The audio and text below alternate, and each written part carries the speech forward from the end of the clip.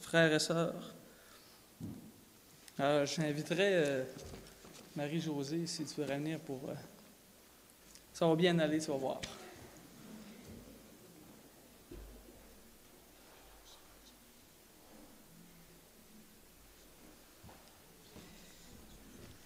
C'est une autre perspective de vue, hein, de là, puis d'ici. Alors, je suis très heureuse d'être ici ce matin. Et j'attends ce moment avec impatience. Ceux qui me côtoient là, régulièrement ici à l'Église le savent. Je voulais premièrement remercier ma famille, mon père, ma mère d'être ici ce matin. Ça me touche beaucoup. Mon ami Jean qui est ici, qui est arrivé un petit peu plus tard, que je n'ai pas pu vous présenter. Jean Morancy qui est ici dans la salle, qui est mon meilleur ami. Et mes filles aussi. Ensuite, je devrais avoir 2 amis qui me regardent aussi sur la vidéo, Julie et Annie. Bienvenue. Donc, je m'appelle Marie-Josée Lafrance, pour ceux qui ne me connaissent pas. Je vais avoir 39 ans bientôt. Je suis une maman de 2 belles adolescentes. J'ai été élevée dans une famille catholique non pratiquante. Mes parents m'ont élevée dans l'amour en m'enseignant les bonnes valeurs morales de la vie, comme par exemple le respect, l'honnêteté. Ma voix tremble un petit peu, je suis un petit peu stressée. Quand j'étais jeune, j'entendais souvent ma grand-mère prier. Ma grand-mère, elle faisait souvent le « Je vous salue Marie », le Notre Père. D'ailleurs, à la petite école, c'était elle qui m'a appris à les mémoriser par cœur aussi, elle m'aidait beaucoup. Puis elle me disait souvent « Viens, on va prier le petit Jésus ». Aujourd'hui, je sais que Jésus et petit, ça ne va pas ensemble. En tout cas, moi, c'est le grand Jésus que j'ai dans ma vie présentement. J'allais à l'église de temps en temps, surtout à Noël et au début, et de moins en moins pour finir que moi, je ne voulais plus y aller. J'ai eu ma première communion, ma confirmation.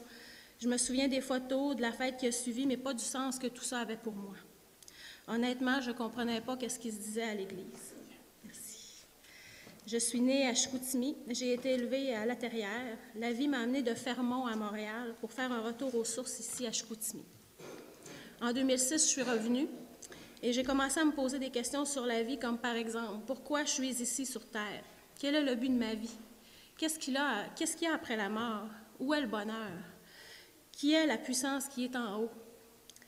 Pourquoi je semble tout avoir pour être heureuse, mais que je ne le suis pas? Et pendant toutes ces années, j'ai lu des tonnes de livres sur la spiritualité, sur la vie après la mort, sur les esprits, la réincarnation, les extraterrestres, le bouddhisme, la puissance du subconscient. J'ai lu la vie des maîtres aussi, sur la physique quantique, le bonheur, la loi d'attraction, la puissance de la gratitude. J'ai cherché. Je connaissais par cœur la section ésotérique et psychologie de Archambault. Devenir chrétienne n'était pas dans mes options, c'était pas dans mes plans du tout. Même après toutes ces lectures, le vide persistait. Pourquoi? Même après toutes ces lectures, je n'avais toujours pas la réalisation de mes rêves. Pourquoi? J'étais triste, désillusionnée, déçue de ce que le monde m'offrait. Je trouvais tout superficiel, j'avais soif de profondeur, je me sentais perdue et angoissée. Je me livrais à une poursuite du bonheur dans les mauvaises choses, dans le matériel. Quand j'aurai une maison, je serai heureuse. Dans les relations, si je pouvais trouver l'amour, je serais heureuse. Dans ce que les autres pensaient de moi, si les autres m'aiment et m'acceptent, je serai heureuse. Dans la performance, si je suis la meilleure, je serai heureuse. Mais cette quête finit toujours par être vide et sans fin. Je ne peux rien par moi-même, seul Dieu peut abreuver mon âme. Dans l'Évangile de Luc, chapitre 15, versets 4 à 7, on retrouve un passage que j'aime beaucoup. « Si l'un d'entre vous possède 100 brebis et que l'une d'elles vienne à se perdre, n'abandonnera-t-il pas les 99 autres au pâturage pour aller à la recherche de celle qui est perdue jusqu'à ce qu'il l'ait retrouvée? Et quand il l'a retrouvée, avec quelle joie il la charge sur ses épaules pour la ramener? Aussitôt rentré chez lui, il appelle ses amis et ses voisins et leur dit « Venez partager ma joie, car j'ai retrouvé ma brebis qui était perdue. » Je vous assure qu'il en est de même au ciel. Il y aura plus de joie pour un seul pécheur qui change de vie que pour 99 justes qui n'en ont pas besoin. Dieu fait bien les choses, car à mon arrivée au Saguenay, lors de mon retour, mes filles ont fréquenté des amies chrétiennes de l'église de la rue Malraux. Ma grande fille Bianelle est allée au camp chrétien, le camp Brochet, pendant 2 semaines durant l'été. Mes filles ont quelquefois été aux activités le vendredi soir à l'église des Frères, mais moi, je suis restée en dehors de tout ça. En 2011, un collègue de travail m'a remis un dépliant. Agapé Thérapie. Agapé Love. Qu'est-ce que c'est? Là, je fais des recherches sur Internet et je me rends compte que c'est amour de Dieu, thérapie par l'amour de Dieu. OK, correct. Fait que j'ai lu un livre qui parlait de Dieu et dans lequel on trouvait beaucoup de versets bibliques. Et puis là, ça piquait ma curiosité. Dieu frappait à ma porte et je me cherchais une église. Mais où aller? Par où commencer? Je pense que Dieu savait que je pensais à lui. Il a frappé fort dans ma vie. Il a changé l'endroit de mon remplacement à la dernière minute et il a mis une jeune femme chrétienne dans mon environnement de travail. J'étais dans le même bureau qu'elle et avec elle, j'ai pu poser des questions, parler, m'informer, dépasser ma gêne et oser entrer dans l'Église. Merci Alexandra Ouellette, ma grande sœur. Grâce à ta rencontre, c'est mon éternité tout entière qui est changée. Alors, le premier soir, avant d'entrer dans l'Église, Alexandra m'a écrit sur une carte un verset de Jérémie 29, verset 11. « Car je connais les projets que j'ai formés sur vous, dit l'Éternel, projets de paix et non de malheur, afin de vous donner un avenir et de l'espérance. » Je vais vous lire la suite parce que c'est trop beau. « Vous m'invoquerez et vous partirez. Vous me prierez et je vous exaucerai. Vous me chercherez et vous me trouverez si vous me cherchez de tout votre cœur. » C'était le 5 septembre 2012.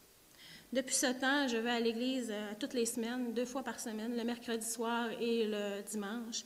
Et j'y vais vraiment pas par obligation, j'y vais parce que j'en ai besoin. Et je tiens à vous rassurer, j'entre pas dans une religion, j'entre dans une relation avec Dieu. Tout ce que j'entendais ici avait du sens. La Bible n'est pas un livre ordinaire, ces mots sont comme des médicaments pour votre âme, il a le pouvoir de changer votre vie. Dans Apocalypse 3, versets 20 à 22, on peut lire « Voici, je me tiens à la porte et je frappe. Si quelqu'un entend ma voix et ouvre la porte, j'entrerai chez lui et je souperai avec lui et lui avec moi. » J'ai accepté le Seigneur dans ma vie, sinon ça ne s'est pas fait durant une fête, il n'y avait pas de photographe non plus. Ça s'est fait vraiment seul entre moi et Jésus dans ma chambre, la porte fermée. Il y a une chanson que j'écoutais beaucoup au début quand je suis arrivée ici. C'est sûr qu'il y en a eu d'autres. Sylvain nous en a présenté aussi des chansons qui me touchent encore plus, mais celle-là, elle marque vraiment le début de ma conversion. C'est la chanson de Luc Dumont qui dit « Prends ma vie, je te la donne aujourd'hui. Telle que je suis, je viens à toi. Libère-moi des marques du passé. Je veux renaître et ne plus être loin de toi. » Ce qui est plaisant avec Dieu, c'est qu'il nous prend là où on est. Peu importe notre passé, peu importe où ce qu'on est rendu, il nous prend comme ça. Et ensuite, j'ai fait une prière qui était à peu près comme suit. « Père, je sais que j'ai péché contre toi. S'il te plaît, pardonne-moi. Rends-moi pur. Je promets de mettre ma confiance en Jésus, ton Fils. Je crois qu'il est mort pour moi. Il a pris mes péchés sur lui quand il est mort sur la croix. Je crois qu'il a été ressuscité d'entre les morts. Je donne ma vie à Jésus aujourd'hui. Merci, Père, pour le don du pardon et de la vie éternelle. Aide-moi à vivre pour toi. Seigneur, tu sais, je ne me sentais pas digne de t'avoir dans ma vie. Je pensais que c'était juste pour les autres. Toi, Jésus, tu allais vers les gens rejetés, tu mangeais avec les gens de mauvaise vie. C'est vers eux que tu allais. Tu savais que leur cœur était brisé et qu'ils aspiraient à trouver un sauveur. Tu t'es penché vers moi et tu m'as offert ton pardon, ta grâce, peu importe ce qui s'est passé dans ma vie. Je te fais confiance, tu m'emmènes de la mort à la vie. Merci, Seigneur, de mettre dans mon cœur le désir de vivre pour les choses éternelles. Et là, j'ai le goût de vous partager des versets qui me touchent particulièrement. Donc, Matthieu 6, versets 32 à 34. « Votre Père céleste sait que vous en avez besoin. Cherchez premièrement le royaume et la justice de Dieu, et toutes ces choses vous seront données par-dessus. Ne vous inquiétez donc pas du lendemain, car le lendemain aura soin de lui-même. À chaque jour suffit sa peine. » Matthieu 7, verset 26. « Mais quiconque entend ces paroles que je dis, ne les met pas en pratique, sera semblable à un homme insensé qui a bâti sa maison sur le sable. » Si vous pensez que vous avez fait des erreurs et que vous êtes passé à côté de la vie que Dieu avait pour vous, souvenez-vous, il n'est jamais trop tard pour recommencer. Je crois que Dieu travaille dans tous les domaines de ma vie. Il me donne confiance, il m'apaise par sa parole et il nourrit ma foi. Dieu met du sens dans ma vie, cherche le vide et le remplit de sens. Dieu a enlevé mon amertume face à la vie, il a changé la tristesse en espérance et en joie. Le Seigneur enlève une à une les couches de protection que je me suis mise pour ne pas souffrir, pour ne plus me faire blesser par les gens. Il ne fait que commencer son travail sur moi, il y a encore de la job. Par chance qu'aucune tâche ne le décourage, il est en train de me façonner. Dans 2 Corinthiens 3, 18, dit que Dieu nous transforme jour après jour et nous rend davantage comme lui, corrigeant les défauts que nous voulons tant cacher. N'est-ce pas une bonne nouvelle? Jean 3,16. Je ne pouvais pas me faire baptiser sans passer à côté de Jean 3,16. Car Dieu a tant aimé le monde qu'il a donné son Fils unique afin que quiconque croit en lui ne périsse point, mais qu'il ait la vie éternelle. J'avais demandé une rencontre avec Michel au début parce que j'avais beaucoup de questions et puis j'étais assoiffée de connaître tout. Et puis là, Michel, on s'est assis puis il me dit « Va à Jean 3,16. » Jean 3,16. Il dit « Là, j'aimerais ça qu'on le décortique puis qu'on le lise ensemble. » D'accord. Car Dieu a tant aimé le monde. Question de Michel. C'est qui le monde? Mais le monde, c'est tout le monde. Il dit oui. Bonne réponse. Yes, j'ai la bonne réponse. Alors Michel me dit, si toi tu fais partie du monde, Marie-Josée, mets ton nom. OK? Car Dieu a tant aimé Marie-Josée. OK, déjà là, ça fesse un petit peu plus. Parce que Dieu m'aime, il a donné son Fils, afin que quiconque, restop de Michel, qui est quiconque pour toi? Mais quiconque, c'est tout le monde. Et toi, est-ce que tu fais partie du quiconque? Effectivement, je fais partie du quiconque. Donc, j'avais une deuxième bonne réponse. J'ai dit, je suis bien partie.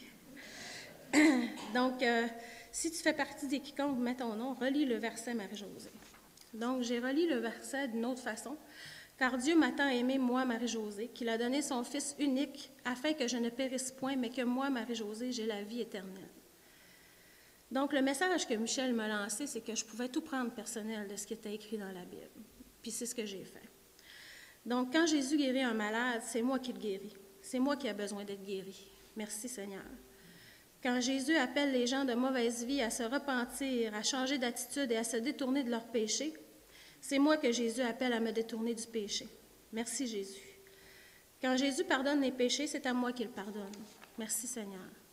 Quand Jésus reproche aux pharisiens de vivre en fonction de ce que les autres personnes vont penser d'eux, trop souvent, moi, j'agis en fonction de ce que les autres vont penser de moi plutôt qu'en fonction de ce que Dieu va penser de moi. Merci Seigneur. La question est, est-ce que je vais me faire confiance à moi et ma perception qui est très limitée, ou je vais faire confiance à Dieu et sa perception qui est infinie? Je pense que j'ai posé la question, c'est y répondre. Moi, j'ai juste le goût de mettre ma confiance en cette grande puissance qui est Dieu.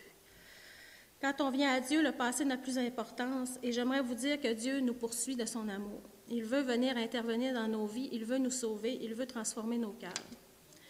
Dans Romains 1, verset 20, on peut lire « En effet, les perfections invisibles de Dieu, sa puissance éternelle et sa divinité se voient comme à l'œil nu, depuis la création du monde.